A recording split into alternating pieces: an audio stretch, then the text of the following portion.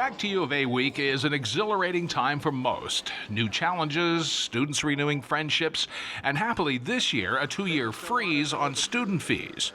I want to go into pharmacy, but so that's going to be expensive. I'm taking education. How are you paying? Education. Through working at a garden center. First year I paid it by myself. Scholarships are very helpful as well.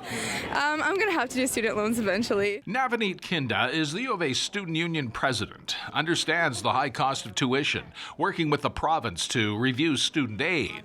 I mean, there's a lot of factors. So some students really don't even understand the finances when they're coming into university because you have to take into account housing, books, obviously your tuition, and then all the extra fees that we have to pay that aren't really regulated. How are you funding it? Your parents or? Yeah, my parents. Yeah. They're graciously paying for all this. So when we look at the typical, bachelor's degrees, Bachelor of Science, Bachelor of Arts, you're looking about $6,000 to $7,000 a year for tuition.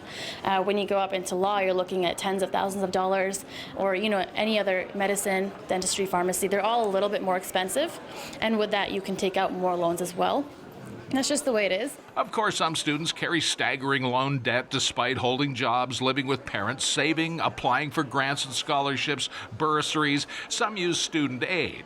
The average annual cost of books alone is $1,200. I think my biggest concern is textbooks, because usually they're so expensive, and usually even like the softcover ones too, like the ones that aren't hardcover, usually well over $150. These days, most students are working 15 to 30 hours a week, which is a lot, especially considering school should be full-time. I have a major in biological sciences, and my parents are paying for it. Yes. Do you have any scholarships as well along with that? Yeah, I have the Rutherford Scholarship. But for those carrying student loans, a Credit Counseling Service of Canada survey says 36% expect to owe more than $25,000 upon graduation, and 54% expect to spend $10,000 to $30,000 per school year.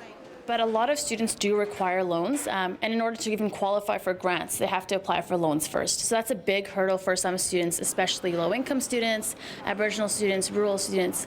They don't necessarily have the required assistance that they need. And for international students, their tuition is completely unregulated.